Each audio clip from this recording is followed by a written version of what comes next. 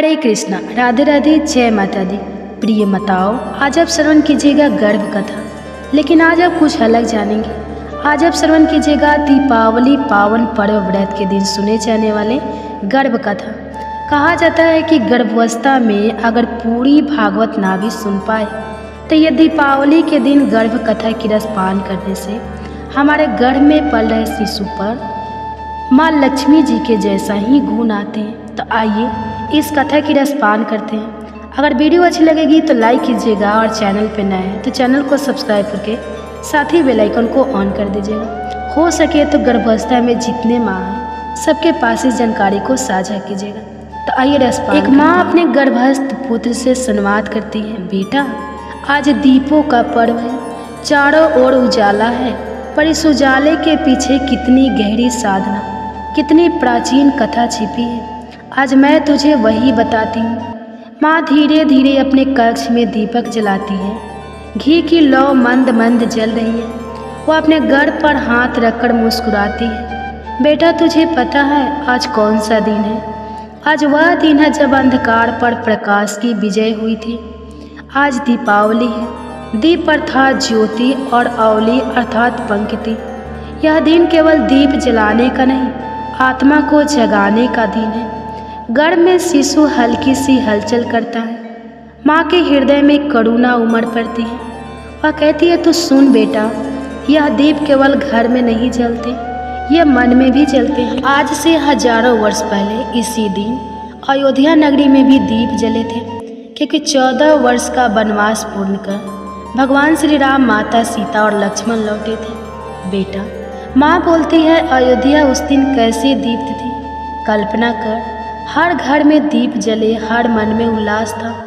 जिस अयोध्या के महलों ने 14 वर्षों तक प्रतीक्षा की थी, वह नगर उस दिन जैसे पूर्ण जन्म ले चुका था। माँ कौशल्या के नेत्रों से में आंसू थे, पर वे आंसू केवल प्रेम के थे। सीता जी के चरणों में पुष्पों की वर्षा हो रही थी। माँ आगे कहती है, जब श्री राम ने नंदीग्राम में भरत को देखा, भरत ने श्री राम के चरण पकड़ लिए और बोले, भैया आपके बिना यह राज्य सूना है।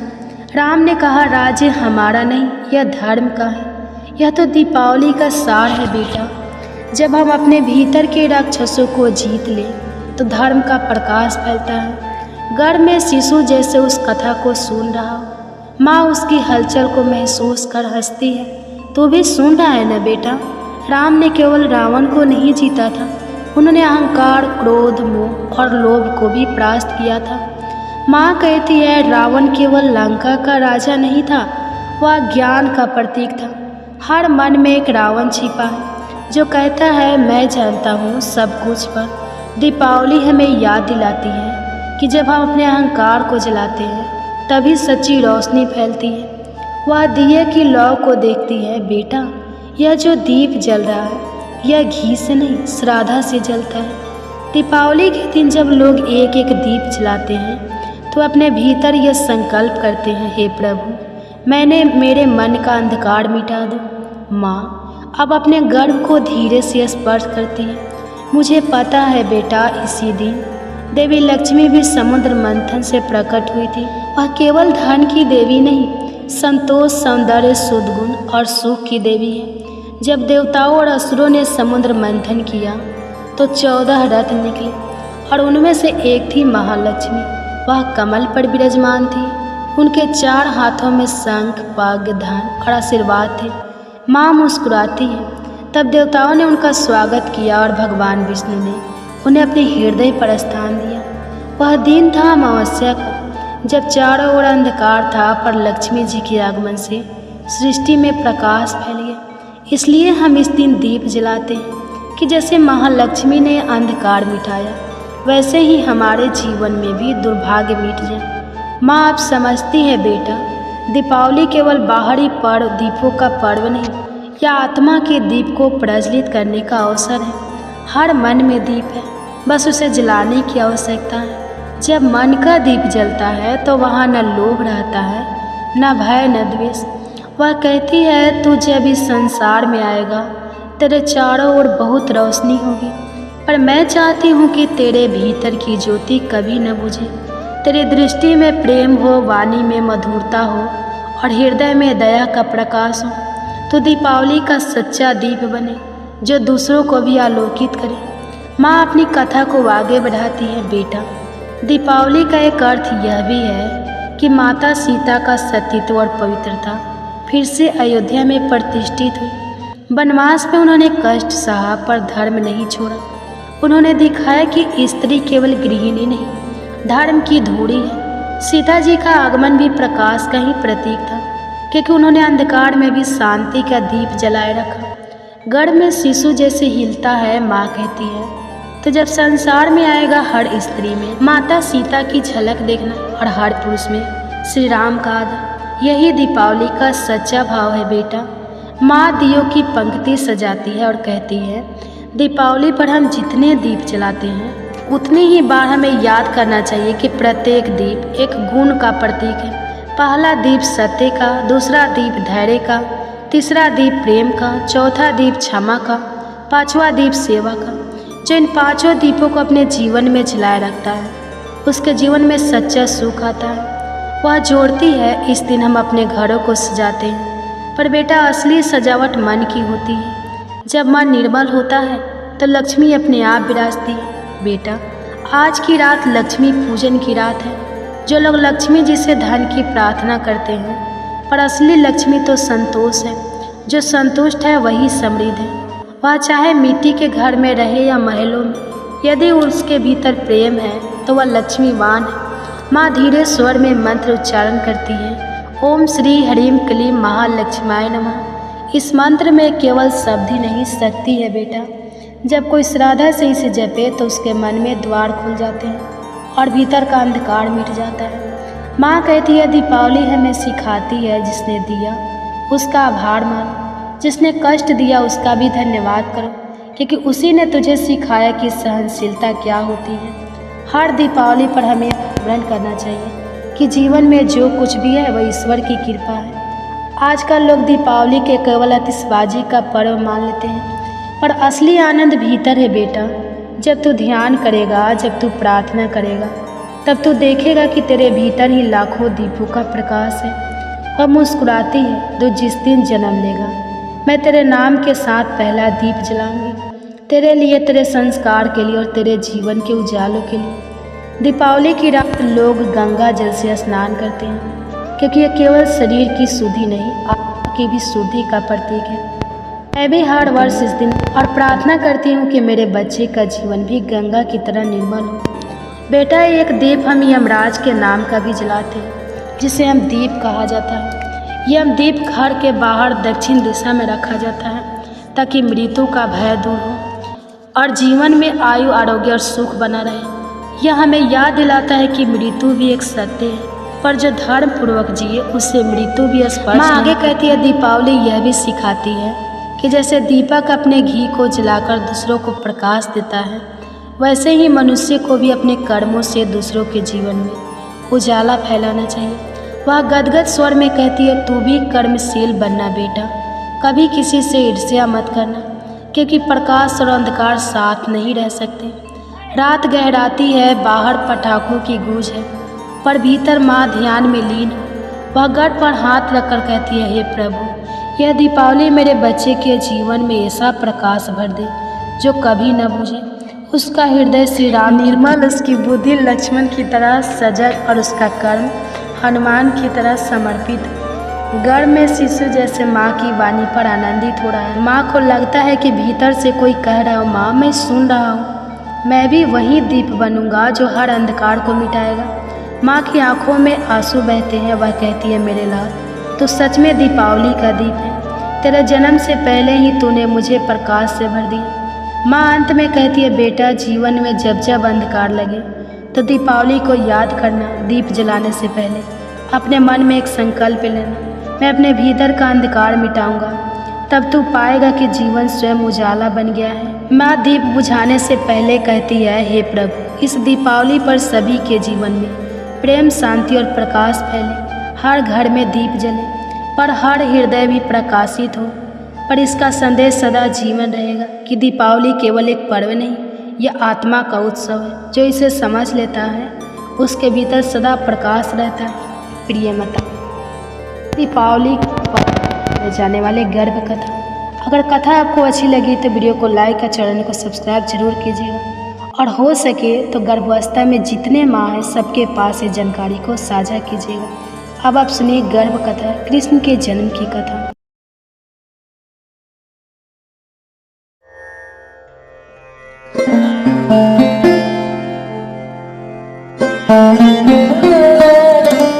हरे कृष्णा, राधे राधे। आपका स्वागत है मेरे YouTube चैनल वंदना काव्य में।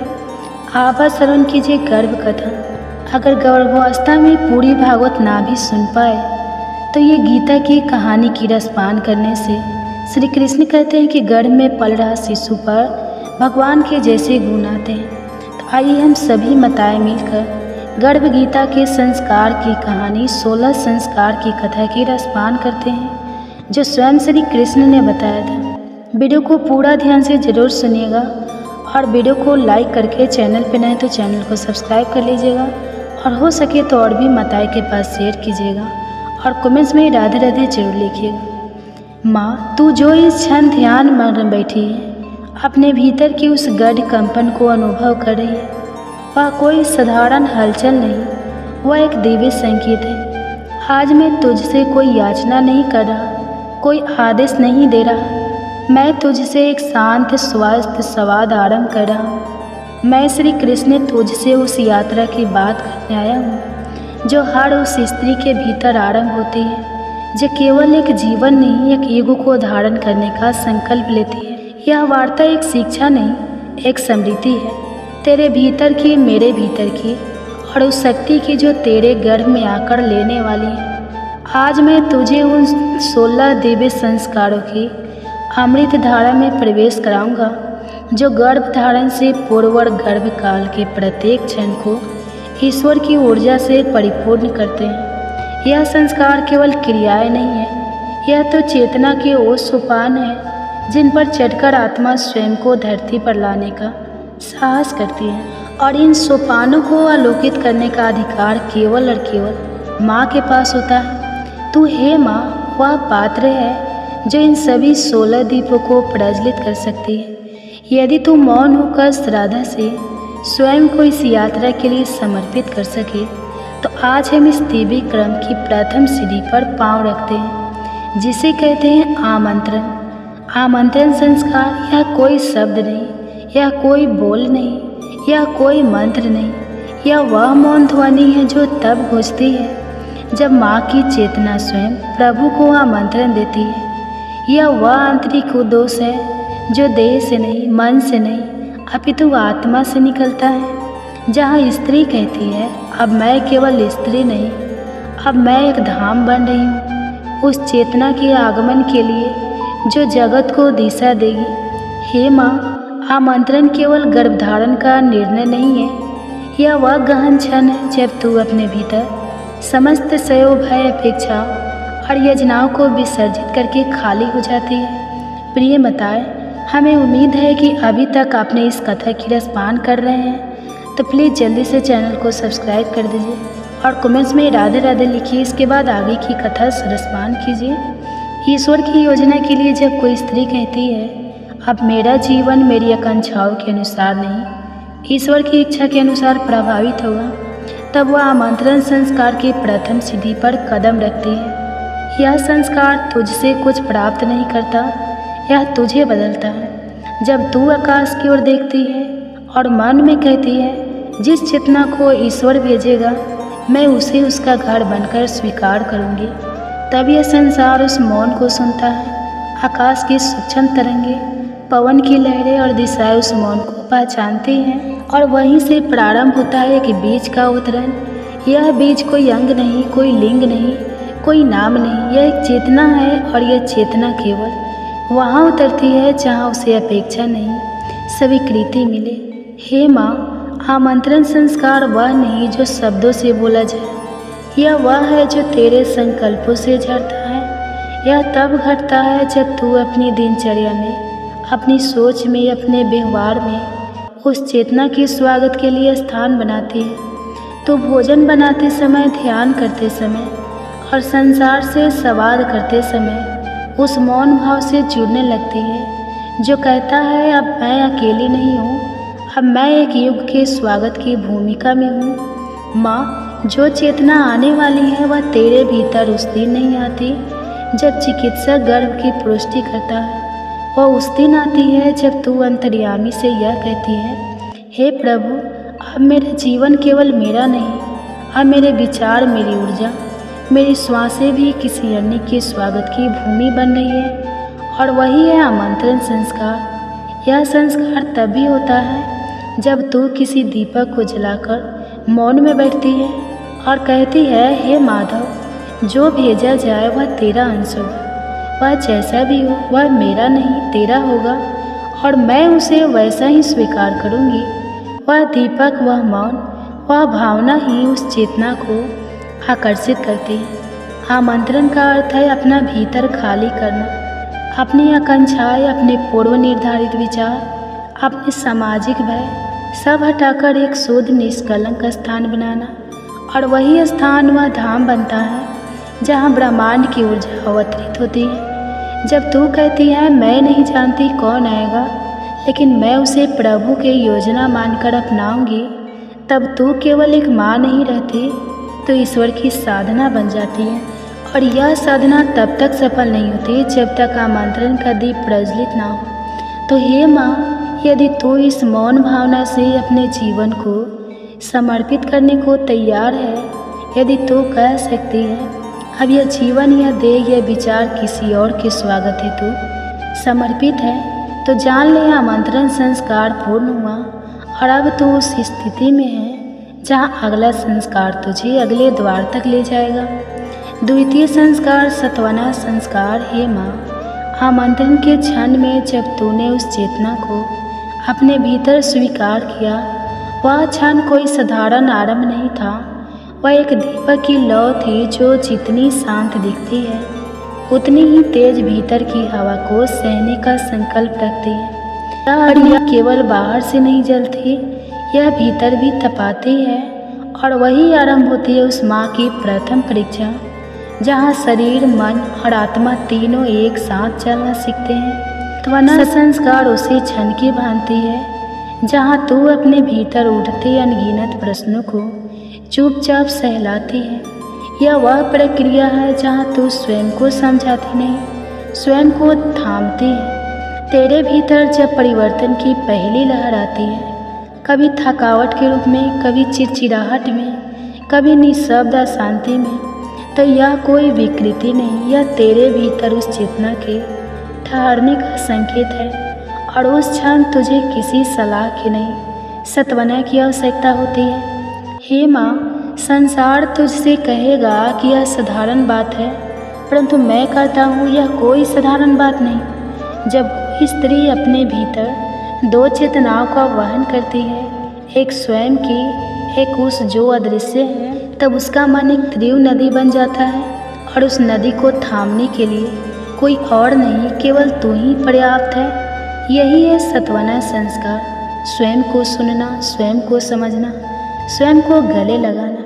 जब तू स्वयं से कहती है जो मैं अनुभव कर रही हूँ वह मेरी कमजोरी नहीं, वह मेरा विस्तार है, तब तेरे भीतर एक नई शक्ति जन्म लेती है। यह शक्ति तुझे किसी से दूर नहीं ले जाती, यह तुझे स्वयं की ओर निकट ले आती है। तू अपने भीतर की थकावट को सम्मान देती है, तू अपनी भावुकता को दोष नहीं देती, तू अपनी संवेदनशीलता को कमजोरी नहीं मानती, तब तू इस संस्कार को पूर्ण करती है।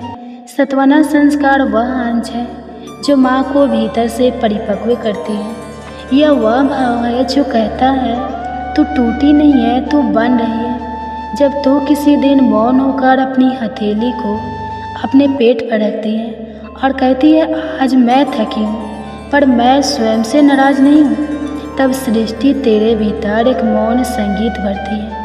यह एक कोह संगीत है जो उस चेतना तक पहुँचता है जिसे तू जन्म देने वाली है, क्योंकि माँ का प्रत्येक भाव केवल उसकी अनुभूति नहीं, उस चेतना की पहली भाषा है। हे माँ, सत्वना कोई शब्द नहीं, कोई प्रक्रिया नहीं, यह वह मौन स्पर्श है जो तू स्वयं को देती है जब तू अपने भीतर की उदासी को नाम देती है और फिर कहती है मैं तेरे साथ हूँ, तब तू केवल माँ नहीं रहती, तू एक संपूर्ण सृष्टि की संरक्षिका बन जाती है।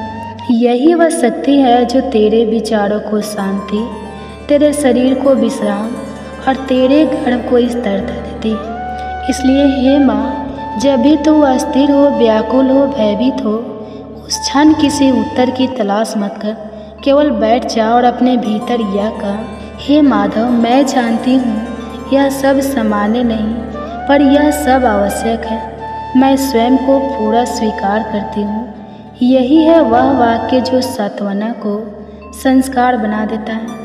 जब तू स्वयं की आँखों में करुणा से देखना सीख जाती है, तो वही करुणा उस चेतना तक पहुँचती है जो तेरे भीतर भविष्य का बीज लिए बैठी है, और तब यह संस्कार पूर्ण होता है। ना कोई श्लोक, ना कोई विधि, केवल तेरी आत्मा की मौन स्वीकृति, मैं ठीक हूँ। तृतीय संस्कार, संपन्न संस्कार। हे माँ, अब जबकि तू आमंत्रण दे चुकी है और अपने भीतर उठते भाव को सत्वना दे कोमलता से संभाल चुकी है, अगला चरण अपने आप सामने आता है। यह वह अवस्था है जहाँ तुझे केवल स्वीकार नहीं करना, अब पूर्ण संपन्न करना है। संपन्न कोई पराजय नहीं, यह वह शक्ति है जो संसार को जन्म देती है। यह वह बिंदु है जहाँ माँ केवल देह नहीं, स्वयं सृष्टि का केंद्र बन जाती है। हे माँ, संपन्न तब आरंभ होता है जब तू अपनी भूमिका को केवल माँ बनने तक सीमित नहीं रखती, बल्कि समझती है कि अब तू ईश्वर की योजना की वाहिका बन गई है। तू अब कोई भूमिका नहीं निभा रही, तू अब वह पात्र बन चुकी है जिसमें ब्रह्मांड ने अपना बीज रख छोड़ा, और इस बीज की रक्षा के लिए तुझे केवल त्याग नहीं, भीतर से नतमस्तक होना होगा। जब तू कहती है अब यह जीवन केवल मेरा नहीं, तब संपन्न का पहला दीपक प्रज्वलित होता है।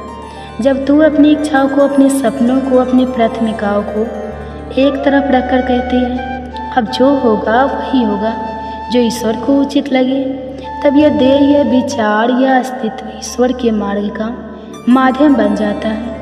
गर्भावस्था में पूरी भागवत ना भी पढ़ पाए, तभी श्री कृष्ण जन्म के समय की स्तुति शिशु को अवश्य सुनानी ही चाहिए।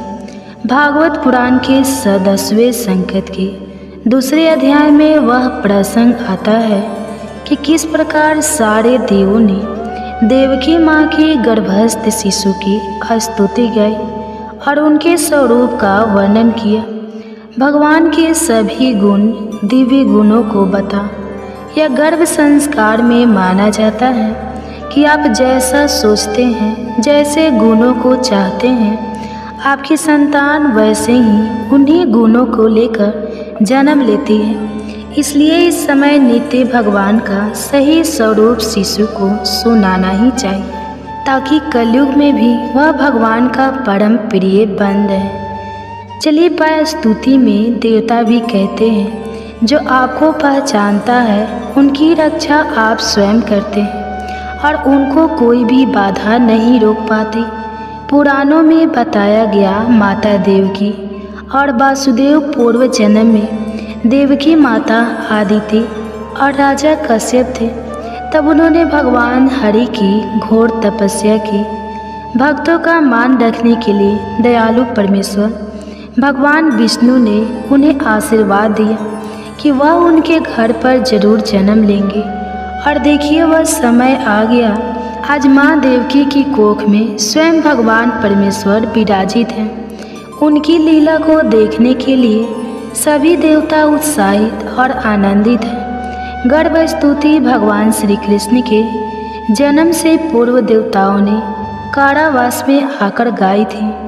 इस स्तुति को रोज ध्यान से सुनने से शिशु में भी भगवान जैसे ही गुण आते हैं। आइए श्रद्धा पूर्वक पाठ प्रारंभ करें। सर्वप्रथम परीक्षित जी भागवत पुराण के 25वें और 26वें श्लोक में कहते हैं, श्री हरि के लीला दर्शन हेतु भगवान शंकर, ब्रह्मा जी, नारद आदि ऋषि कंस के कैद खाने में वहाँ श्री हरि को देख इस प्रकार स्तुति करने लगे।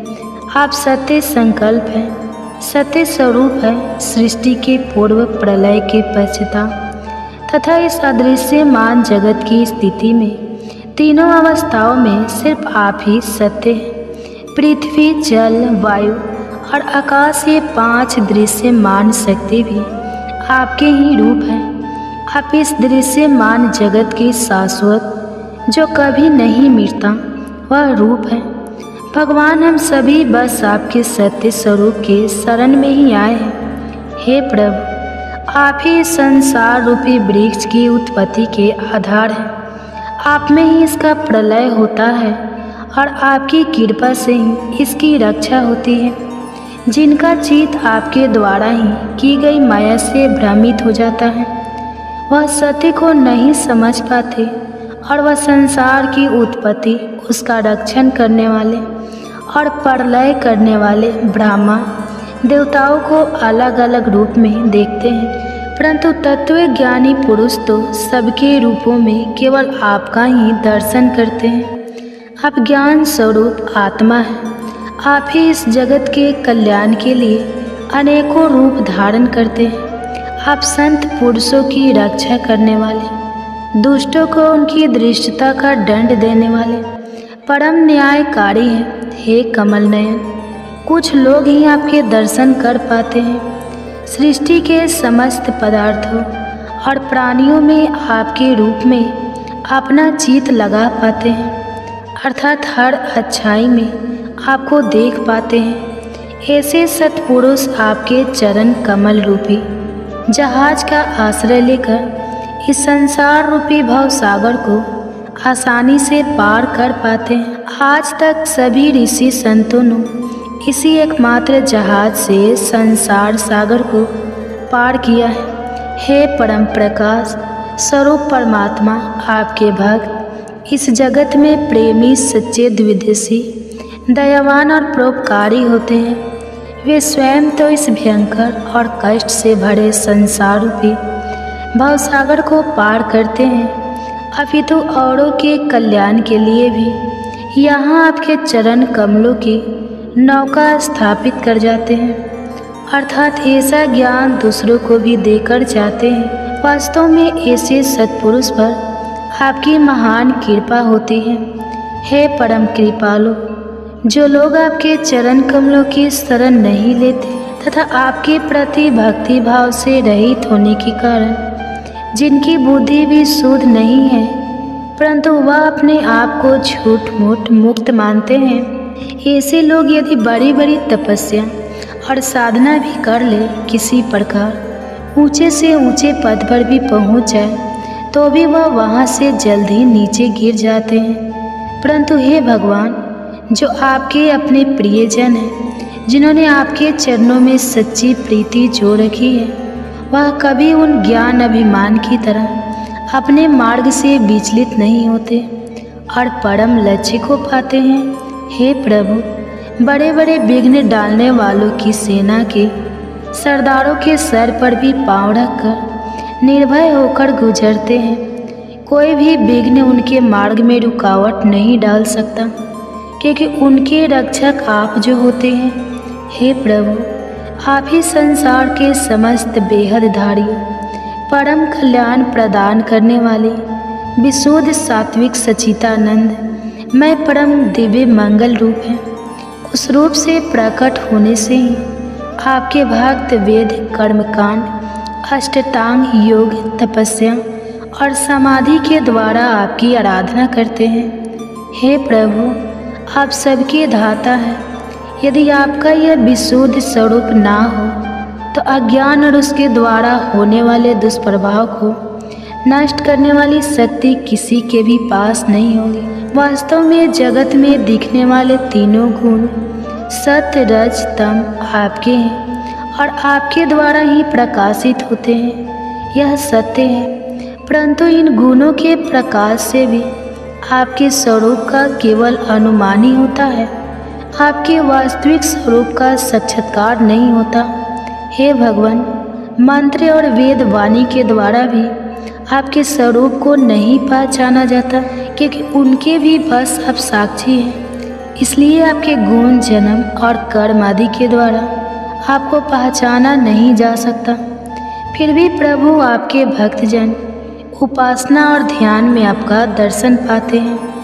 देखा गया है कि जो पुरुष आपको मंगलमय नामों और रूपों का श्रवण कीर्तन, आपके स्मरण और ध्यान करता है और आपके चरण कमलों की सेवा में ही अपना चित्त लगाए रहता है, उसे फिर जन्म मृत्यु संसार के चक्र में नहीं आना पड़ता। संपूर्ण दुखों को हरने वाले भगवान सर्वेश्वर है। यह पृथ्वी तो आपके चरण कमल ही है। आपके अवतार से इसका भार दूर होना धन्य है प्रभु। हमारे लिए बड़े सौभाग्य की बात है कि हम लोग आपकी सुंदर सुंदर चिन्हों से एक चरण कमलों के द्वारा विशुभूत पृथ्वी को देखेंगे और स्वर्ग लोक को भी आपकी कृपा से कृतार्थ करेंगे। प्रभु, आप अजन्मा हैं, अर्थात आपका कभी जन्म नहीं होता। फिर भी यदि आपके जन्म के कारण के संबंध में हम कोई तर्क ना करें तो यह कह सकते हैं आपका दिल विनोद है। ऐसा कहने का कारण यह है कि आप तो जन्म मरण से परे स्वस्थ सच्चिदानंद स्वरूप है। इस जगत की उत्पत्ति, स्थिति तथा प्रलय सब कुछ आप में ही स्थापित है। हे प्रभु, आपने जैसे अनेकों बार मत्स्य, कश्यप, नरसिंह, वरा, हंस, राम, परशुराम और वामन अवतार धारण करके हम लोगों की और तीनों लोगों की रक्षा की है, वैसे ही आप इस बार भी पृथ्वी का भार हरण कीजिए। यदुनंदन, हम आपके चरणों में वंदना करते हैं। देवता देवकी जी को भी संबोधित करते हुए कहते हैं, माता जी, ये बड़े सौभाग्य की बात है। आपकी कोख में हम सबका कल्याण करने के लिए स्वयं भगवान पुरुषोत्तम अपने ज्ञान, बल आदि अंशों के साथ पधारे हैं। तब आप तन से तनिक भी मत डरिए। अब तो बस कुछ ही दिनों का मेहमान है। आपका पुत्र यदुवंश की रक्षा करेगा, इस पूरे जगत का वह कल्याण करेगा। पूर्ण पृथ्वी प्रभु की आभारी युगों युगों तक रहेगी। ऐसी परम कल्याणकारी प्रभु की हम नित्य स्तुति गाते हैं, उनको नमन वंदन करते हैं। ओम श्री कृष्णाय नमः। ये गर्भ कथा प्रिय माताएं, वीडियो को शुरू करने से पहले आइए प्रार्थना करिए, हे कृष्ण, जो भी माँ आज इस अमृत वाणी को सुन रही है, उनके जीवन में आपकी कृपा सदा बनी रहे और उनके सभी कष्ट दूर हो और उनके गर्भ में पल रहा शिशु स्वस्थ और बुद्धिमान हो। माँ, इस अद्भुत वाणी को सुनने से पहले अपने विचार और भक्ति को व्यक्त करते हुए नीचे कमेंट्स में जय श्री राधे कृष्ण जरूर लिखें। आपकी यह भक्ति हमारी इस यात्रा को और भी अद्भुत बनाएगी। और हाँ, अगर आपका दिल सच में कृष्ण प्रेम से भरा है तो इस वीडियो को हर गर्भवती माँ के पास जरूर शेयर करें, जिन्हें आप अपने जीवन में सबसे ज़्यादा मानते हैं, क्योंकि हो सकता है आपकी एक शेयर से किसी की ज़िंदगी में राधे कृष्ण का दिव्य प्रकाश उतरे। साथ ही यदि आप हमारे चैनल वंदना काव्या पर नए हैं तो अभी सब्सक्राइब करें और घंटी के बटन को दबाएं, ताकि आप हमारी हर नई भक्ति यात्रा का हिस्सा बन सकें। तो चलिए बिना देरी किए इस दिव्य यात्रा की ओर बढ़ते हैं। आपने तो महाभारत में कहानी सुना ही होगा राजा परीक्षित की। आज उसी की कहानी मैं सुना रही हूँ। कहा जाता है कि गर्भावस्था में गर्भवती माँ को अगर पूरी भागवत चिंता ना भी सुन पाए तो ये महाभारत की कहानी रसपान करने से उनके सारे दुख दर्द दूर हो जाते हैं और गर्भ में पल रहा शिशु स्वस्थ होते हैं। तो आइए इस कथा की रसपान करते हैं। प्राचीन समय की बात है। बलरामपुर नामक किसी गांव में गोपाल नाम का एक किसान रहता था। वह किसान बड़ा ही निर्धन था। उसके परिवार को 2 वक्त की रोटी भी बड़ी मुश्किल से नसीब हो पाती थी। किसी तरह उस किसान का परिवार गरीबों में अपना जीवन गुजार रहा था। कुछ दिनों के बाद उस किसान के घर में एक बच्चे का जन्म हुआ। जब किसान के घर में बच्चे ने जन्म लिया तो बच्चे को पाकर किसान और उसकी पत्नी बहुत प्रसन्न हुई। उनकी खुशी का कोई ठिकाना नहीं रहा, क्योंकि शादी के कई साल बाद उनके आंगन में बच्चे की किलकारी गूंजी थी। जब आसपास के लोगों को यह पता चला कि किसान के घर में बच्चे का जन्म हुआ है, तो आसपास के लोग और नाते रिश्तेदार किसान की पत्नी को बधाई देने के लिए उसके घर आने लगे। किसान गोपाल के घर जश्न का माहौल था, खूब खुशियां मनाई जा रही थी। तभी क्या होता है कि उस किसान के घर एक बड़े ही सिद्ध महात्मा भिक्षा मांगने के लिए आते हैं और द्वार पर खड़े होकर भिक्षा के लिए आवाज़ लगाने लगते हैं। किसान के घर में आज बड़ा ही खुशी का दिन था, इसलिए उसने जब साधु महाराज को द्वार पर खड़ा हुआ देखा तो डांट तो किसान अपने घर से बाहर आया। बाहर आकर उन साधु महाराज से बोला, हे महात्मा, आज आप बड़े ही शुभ अवसर पर मेरे घर पर पधारे हैं। कृपया आप घर के अंदर चलिए, कुछ जलपान ग्रहण कीजिए और मेरे पुत्र को आशीर्वाद दीजिए। बहुत दिनों के बाद मेरे घर में एक संतान ने जन्म लिया है। जब इस प्रकार से वह किसान उन साधु महाराज से बार बार विनती करता है तो महात्मा जी माना नहीं कर पाते हैं और किसान के घर के अंदर आ जाते हैं। दोनों पति पत्नी बड़े ही श्रद्धा भाव से महात्मा जी को भोजन कराते हैं और भोजन उपरांत वह किसान साधु महाराज से कहता है, हे गुरुदेव, यह मेरा पुत्र है, कृपया इसे ऐसा आशीर्वाद दीजिए जिसे कभी भी इसके जीवन में कोई दुख तकलीफ ना आने पाए। साधु महाराज जैसे ही उस बच्चे को आशीर्वाद देने के लिए अपना हाथ उठाते हैं तो साधु महाराज की दृष्टि उस शिशु के हाथ पर पड़ती है। बच्चे के हाथ पर एक चिन्ह देखकर साधु महाराज कुछ सोचने लगते हैं। किसान ने जब साधु महाराज को विचार मग्न देखा तो साधु महाराज ने पूछा, हे प्रभु, क्या बात है? मेरे पुत्र को देखकर आप किस चिंता में पड़ गए? सब कुशल मंगल तो है ना? साधु महाराज बोले, बेटा, चिंता की कोई बात नहीं है, सब कुशल मंगल है। तुम्हारा पुत्र तो बड़ा ही किस्मत वाला है, क्योंकि तुम्हारे घर में जिस बच्चे ने जन्म लिया है और इसके हाथ पर जो चिन्ह बना हुआ है, यह इशारा करता है कि तुम्हारे पुत्र के भाग्य में राजयोग लिखा हुआ है और यह 16 वर्ष की अवस्था में ही एक नगर का राजा बन जाएगा। महात्मा की यह बात सुनकर किसान को भरोसा नहीं हुआ और बोला, महाराज, यह कैसे संभव है? किसी गरीब का पुत्र भला राजा कैसे बन सकता है?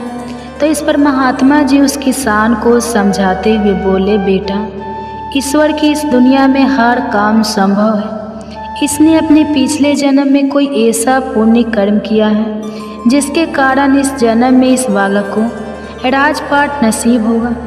आगे समझाते हुए वो महात्मा जी बोले, बेटा, जैसे ही तुम्हारे पुत्र की अवस्था 16 वर्ष की होगी तो इस नगर का जो राजा है उसकी इकलौती पुत्री से तुम्हारे पुत्र का विवाह होगा और विवाह के बाद राजा की धन दौलत और गद्दी पर तुम्हारे पुत्र का अधिकार हो जाएगा।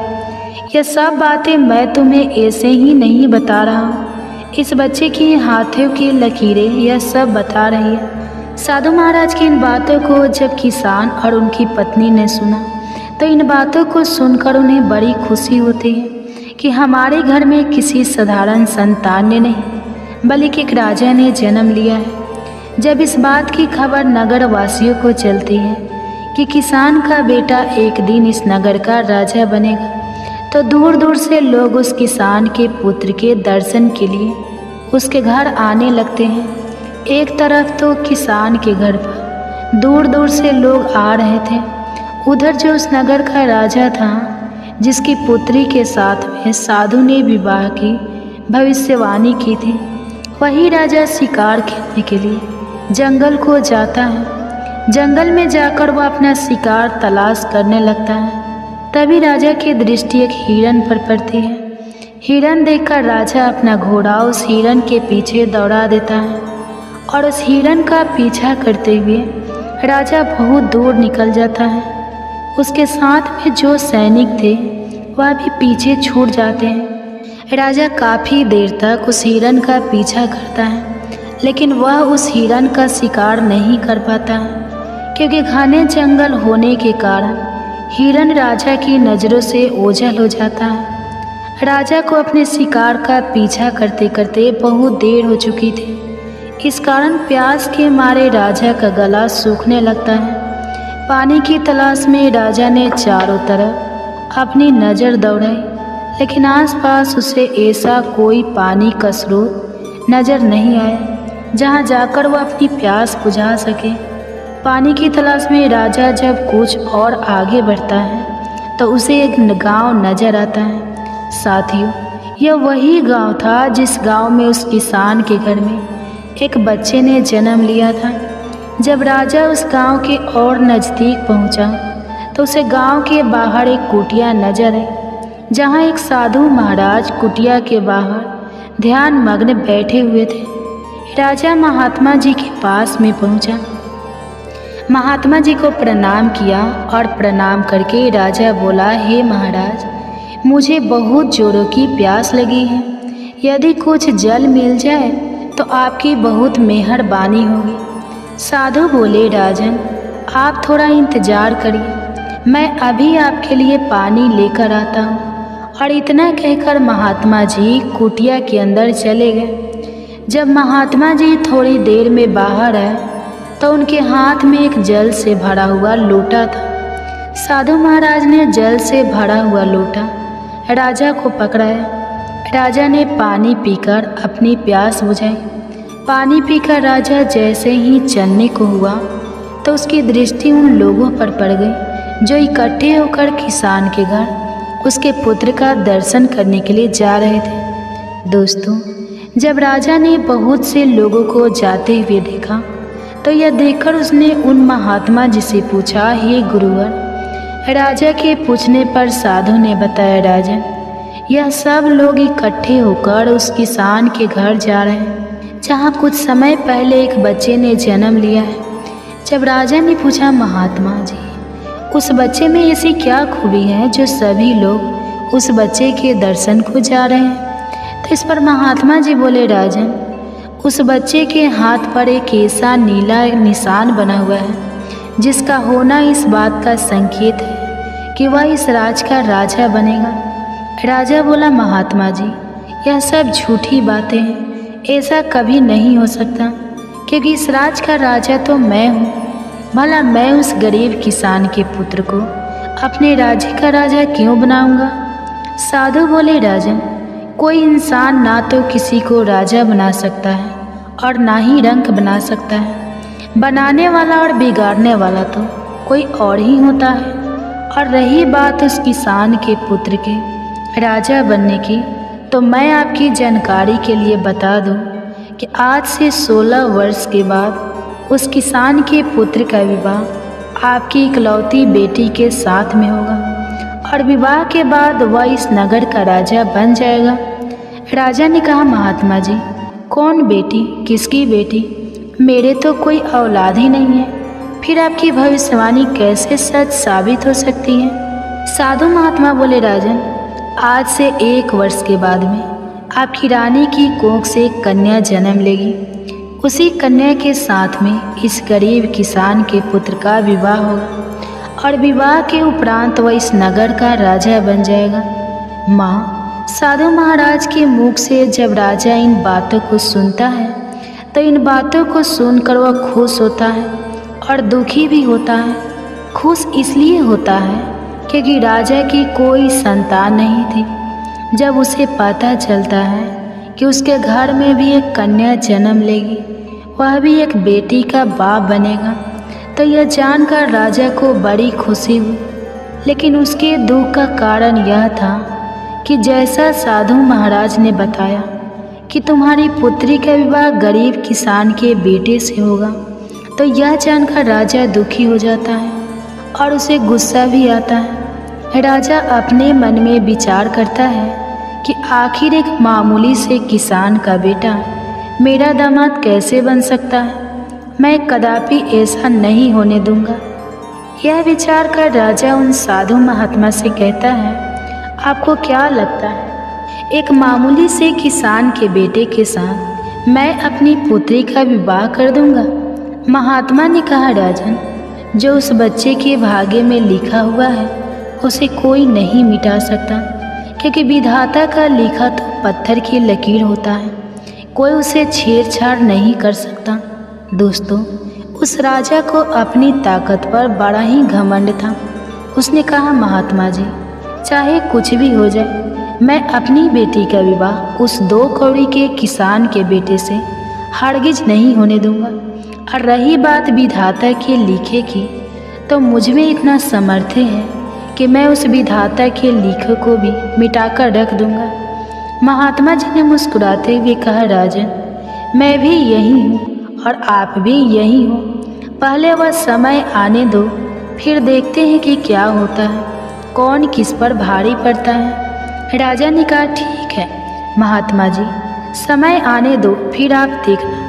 यह कहकर राजा साधु महाराज को प्रणाम करके अपने घोड़े पर सवार होकर अपने महल को चल देता है। महल पहुंचकर राजा विचार करता है, ऐसा क्या किया जाए जिससे सांप भी मर जाए और लाठी भी ना टूटे। मैं ऐसा क्या करूं कि ऐसी नौबत ही नहीं आए कि मुझे अपनी बेटी का विवाह उस गरीब किसान के बेटे से करना पड़े। पूरी रात राजा इसी कसमस में गुजार देता है। काफ़ी सोचने के बाद उसे एक युक्ति नजर आई। अगले दिन राजा अपना ब्राह्मण भेष बनाकर उस किसान के गांव में जाता है। गांव पहुंचकर जब उसने गांव वालों से पूछा कि उस किसान का घर कौन सा है जिस घर में कुछ दिन पहले एक बच्चे ने जन्म लिया है, तो गांव वालों ने उस किसान गरीब के घर का पता बता दिया। पता पूछकर राजा उस किसान के घर पर पहुंचा और बाहर से ही आवाज़ लगाई, क्या कोई घर में है? हमें कुछ दान करो, हम भूखे ब्राह्मण हैं। आवाज़ सुनकर किसान अपने घर से बाहर आता है और ब्राह्मण को प्रणाम करता है और कहता है, हे महाराज, मैं आपकी क्या सेवा कर सकता हूँ? तब ब्राह्मण बना राजा कहता है, हमें कुछ दान दे दो, हम बहुत दूर से चल कर आए।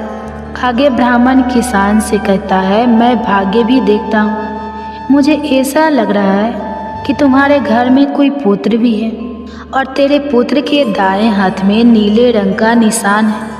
किसान कहने लगा, हाँ बाबा। ब्राह्मण कहने लगा, हम सब कुछ जानते हैं, आप उस पुत्र को हमें दिखा दो।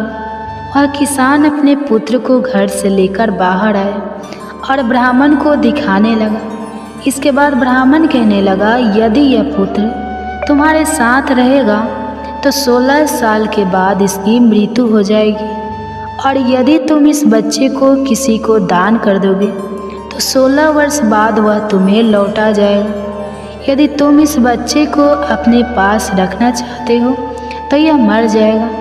इस बात को सुनकर किसान रोने लगा और कहने लगा, बाबा, हम अपने बच्चे को अपने से अलग नहीं कर सकते।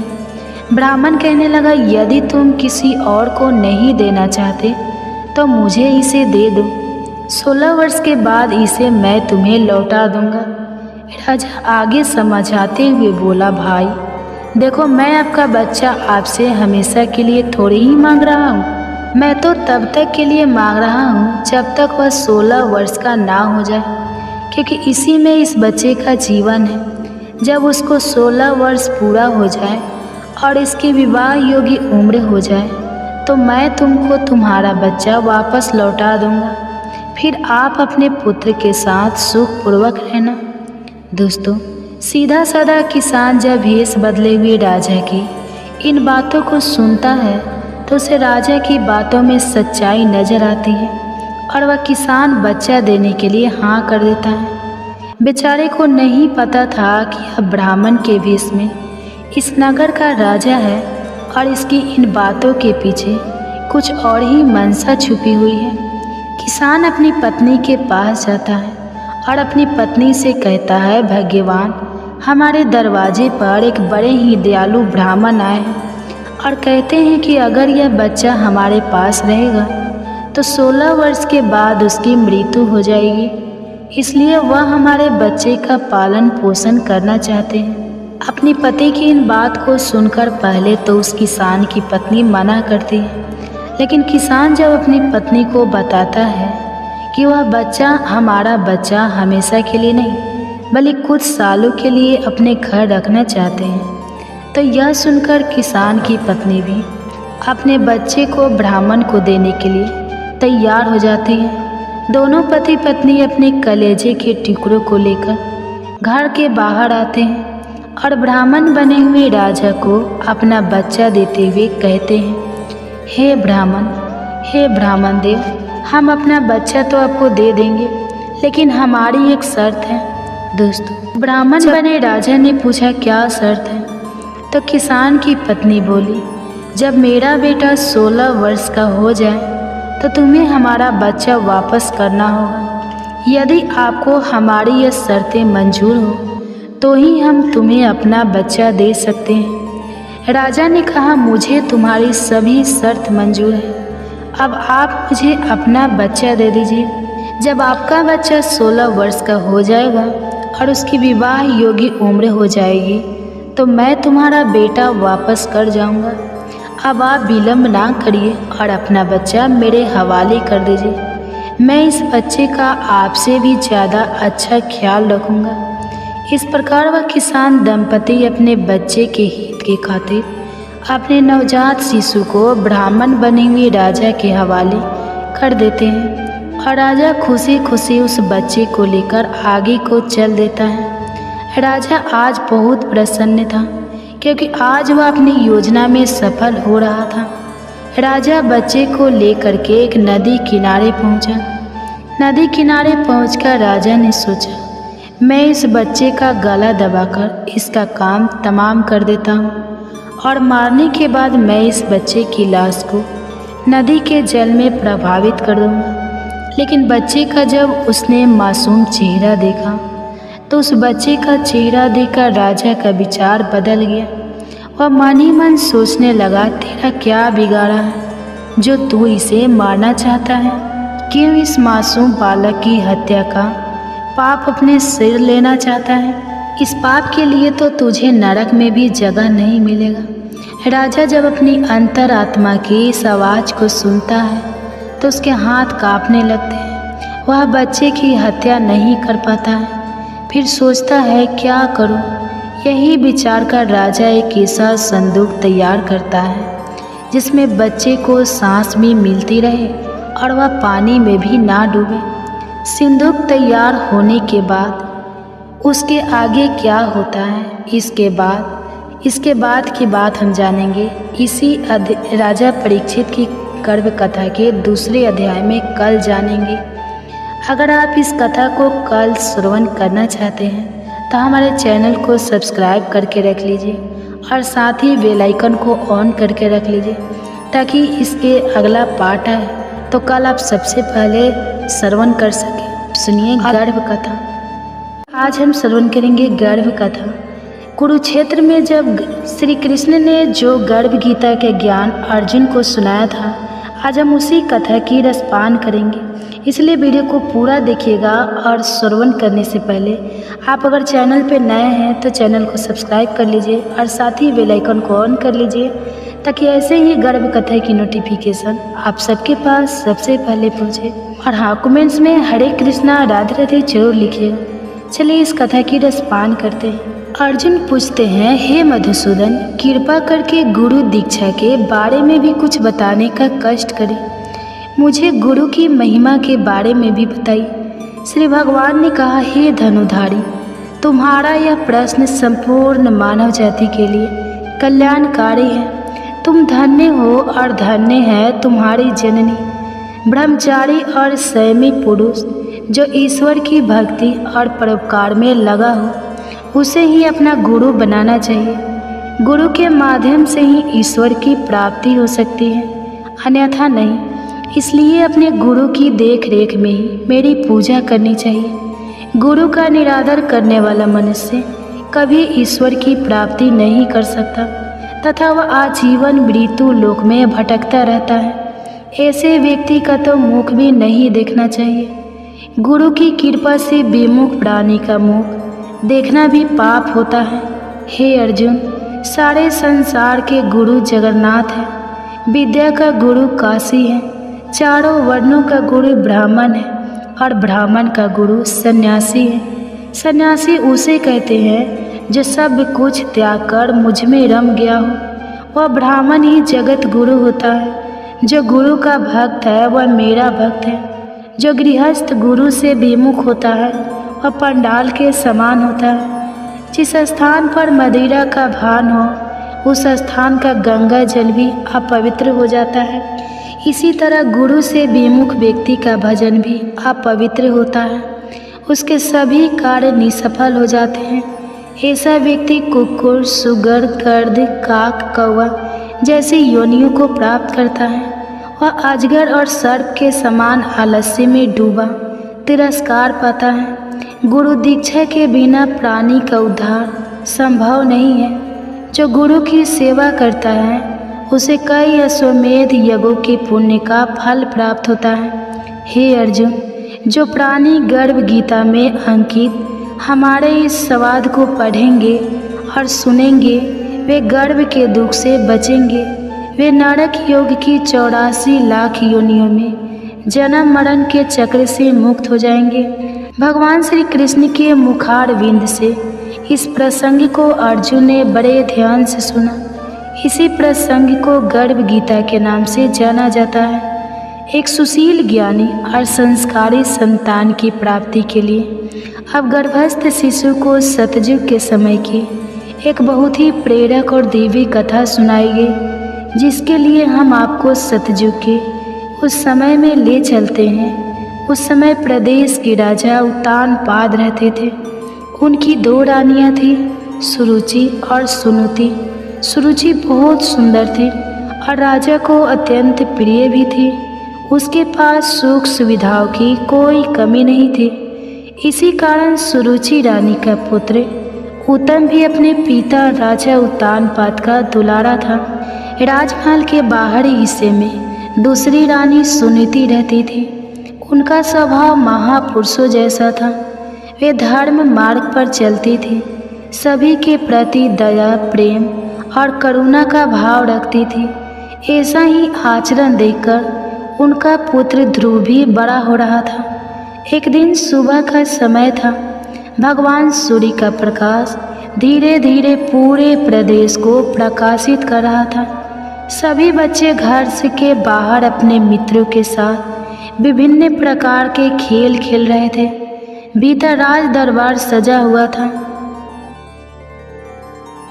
राजा उत्तानपाद अपनी प्रिय रानी सुरुचि के साथ सिंहासन पर बैठे थे।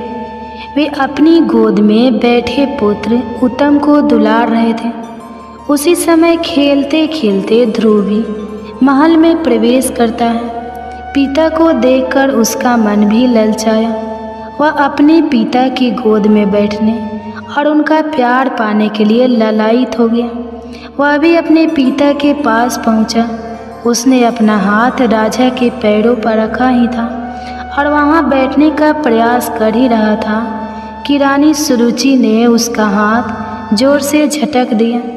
रानी बड़े क्रोध से बोली, तुम अपने पिता की गोद में बैठने लायक नहीं हो। तुम अभागे हो। तुम्हें पूरे जीवन पुण्य करने होंगे ताकि तुम अपना भाग्य बदल सको और मेरी कोख से जन्म लेने का सौभाग्य प्राप्त कर सको। तभी तुम पिता का प्रेम और दुलार पा सकते हो। राजा उत्तानपाद को यह सुनकर थोड़ा बुरा लगा, पर वे अपनी प्रिय रानी के विरुद्ध जाने का साहस नहीं कर सके। ध्रुव नन्हा सा बालक अपनी सौतेली माँ की बातें ठीक से तो नहीं समझ पा रहा था, पर वह इतना समझ चुका था कि सबके सम्मुख उसका अपमान हो रहा था और उसमें उसके पिता भी उसका साथ नहीं दे रहे थे। इसलिए वह रोता बिलखता माँ माँ पुकारता हुआ राजमहल के बाहर चला जाता है। पूजा कक्ष में बैठी रानी सुनुति अपने पुत्र की करुण आवाज़ सुनकर कांप गई और बाहर भागती हुई गई और अपने बच्चे को सीने से लगा लिया। मन ही मन किसी अप्रिय घटना का सोचकर उनका हृदय भर आया। वह धीरे से ध्रुव से उसके दुख का कारण पूछती है, माँ पिताजी मुझसे बिल्कुल प्यार नहीं करते। वे मुझे अपनी गोद में भी नहीं बैठाते। वे सिर्फ उत्तम को प्यार करते हैं। माँ, ऐसा क्यों? माँ, मैंने क्या नुकसान किया है? उनका क्या मैं इतना बुरा हूँ? माँ, क्या मैं इतना बुरा हूँ? सुनीति कहती है, ऐसा नहीं कहते बेटा। सुनीति सब समझती थी, मगर फिर भी उस नन्हे से बालक को कैसे समझाए? क्या बताए कि क्यों उसके पिता ने उन्हें और ध्रुव को इस प्रकार का जीवन दिया है। सुनीति इस स्थिति को समझते हुए अपने बेटे से कहती है, मेरे बच्चे, तुम्हारे लिए पिता से श्रेष्ठ गोद और ऊंच सिंहासन सुरक्षित रखा गया है। तुम्हें संसार के सबसे बड़े राजा की गोद में बैठना है। इस तरह कहकर वे अपने मंदिर में विराजित भगवान नारायण की तस्वीर दिखाती हैं। इनकी गोद भगवान की गोद ध्रुव की आंखों में चमक थी, पर वह अभी सिर्फ 6 साल का नन्हा बालक था। वह माँ से उत्सुक स्वर में पूछता है, माँ, मैं उन तक कैसे पहुँचूँ? कैसे मैं उनकी गोद में बैठूँगा? माँ को भी अजाने कहाँ से हिम्मत आ रही थी। वह ध्रुव की सभी बातों का स्पष्ट उत्तर दे रही थी। वह कहती है, बेटा, उसके लिए कठिन तपस्या करनी होगी। एकांत में रहकर सिर्फ उनका नाम जपना होगा। बस फिर क्या था? ध्रुव तुरंत माँ की गोद से उतरा। अपनी माँ के चरण स्पर्श करके कहता है, माँ, मैं आज से ही अपनी तपस्या शुरू करूँगा।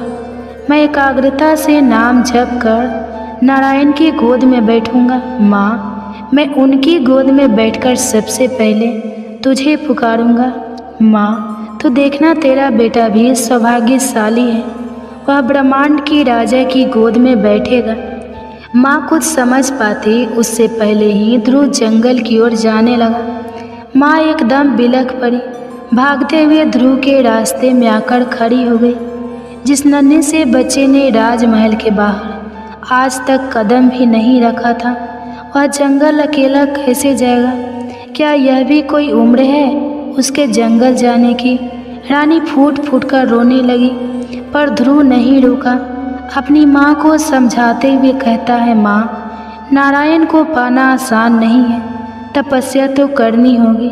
तेरा बेटा करेगा। माँ, वह भी सौभाग्यशाली बनेगा। माँ रोई जा रही थी और वह आगे बढ़ता जा रहा था। धीरे धीरे सांझ होने लगी। रात की अंधेरी छा रही थी। ध्रुव का मन भी डर रहा था।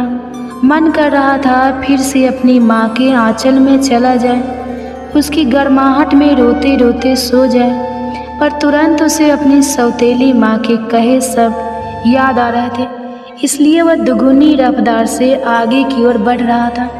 वह कुछ समझ पाता उससे पूर्व ही कुछ स्वर सुनाई दिए, नारायण नारायण। देवर्षि नारद भगवान की इच्छा के अनुरूप ही नन्हे ध्रुव का मार्गदर्शन करने आए थे। वे बालक के दर्द को समझ रहे थे, साथ ही उसका भविष्य भी जानते थे, इसलिए उन्होंने उसे उचित स्थान बताया और भगवान का मंत्र सिखा दिया। फिर क्या था, रात के अंधेरे में झिंगुर की आवाज़ के साथ ध्रुव के मंत्र के स्वर भी जंगल में गूंजने लगे। धीरे धीरे ध्रुव अपनी तपस्या में लीन होने लगा। इधर राज दरबार में यह बात आग की तरह फैल गई। हर किसी ने दैवी आवाज़ में राजा उत्तानपाद और सुरुचि की निंदा की। राजा उत्तानपाद की भी आंखें खुल गई थी। उन्हें अपने मासूम से बेटा का चेहरा नजर आ रहा था। उसका मासूम चेहरा देखकर वे भी अंदर से कांप रहे थे। उन्हें लग रहा था कि वास्तव में वे कैसा भयंकर पाप कर बैठे हैं। इधर सुनीति का रो रो कर बुरा हाल था। आखिर राजमहल में उसके पुत्र के अलावा और था ही कौन? उसे बार बार याद करके बस रोती जा रही थी। राजा भी अब अपनी पत्नी गलती को मानकर ध्रुव को मनाने के लिए जंगल की ओर निकल रहे थे, पर तभी उन्हें पूर्व देवर्ष मिले। उन्होंने राजा को रोक दिया। आपका पुत्र कोई साधारण पुत्र नहीं है। वह तेजस्वी बालक सचमुच नारायण की गोद में विराजेगा। आपकी और आपके राज्य की कीर्ति को संपूर्ण ब्रह्मांड में फैलाएगा। उसका जन्म इसी हेतु हुआ है, इसलिए हे राजन, आप शंका ना करें। बल्कि निश्चित रहे वह जल्द ही आप सभी के पास लौट आएगा। इधर ध्रुव अपनी तपस्या में लीन था।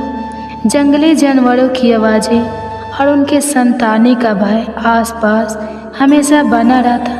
वह कभी बंदरिया के समीप उसके बच्चे को लिपटा देखता तो उसका मन भी भर आता, पर वह किसी भी कीमत पर लौट जाना नहीं चाहता था। 6 साल के बच्चे का ऐसा दृढ़ निश्चय कि अनेक प्रलोभन और अनेक भय दिखाने पर भी वह नारायण जाप से अलग नहीं हुआ। 6 महीना से अकेला नन्हा बालक तपस्या कर रहा था और उसकी चाह भी थी तो क्या, बस एक बार नारायण की गोद में बैठना है। इसे देखकर भगवान भी अधिक समय तक उससे दूर नहीं रह पाए। वे ध्रुव के समीप पहुंचकर प्यार से उसके सिर पर हाथ रखते हैं। ध्रुव अपनी आंखें खोलता है। उसे विश्वास नहीं होता कि उसके सम्मुख कौन खड़ा है। चतुर्भुज रूप में स्वयं नारायण। वह बार बार आंखें बंद करता खोलता, खुद को चिमटी काटता और सोच ही नहीं पा रहा था कि यह क्या हो रहा है उसके साथ। भगवान उसकी मासूमियत देखकर हुर्रा उठते। वे उसे तुरंत उठाकर अपनी गोद में बैठा लेते, मानो अब तो धरती आकाश सब फूल बरसा रहे हो। जंगल की प्रत्येक कली फूल बनकर उस पर गिर जाना चाहती हूँ। प्रकृति खुशी से झूमना चाहती हूँ। सारे पशु पक्षी खुशी से गाने लगे। हवाएं मधुर स्वर में बांध यंत्र बजा रही है। पूरे वातावरण में एक अद्भुत सा आनंद छा गया है। ध्रुव की आंखें खुशी से टिमटिमाने लगी और धीरे से प्रभु से कहता है, प्रभु अब कोई मुझे और मेरी माँ को अभागा नहीं कहेगा ना। भगवान ने अपने दोनों हाथों से कसकर ध्रुव को समेट लिया। नहीं बेटा, तुम ब्रह्मांड में वह स्थान पाओगे जिसके आगे देवी देवता और सब तस्वीर परिक्रमा करेंगे।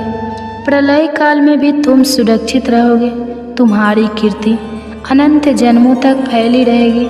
हर मनुष्य तुम जैसी संतान की प्राप्ति करना चाहेगा। तुम और तुम्हारी माँ श्रेष्ठ गति को पाओगे। ध्रुव अपने दोनों हाथ जोड़कर प्रभु को नमन करता है।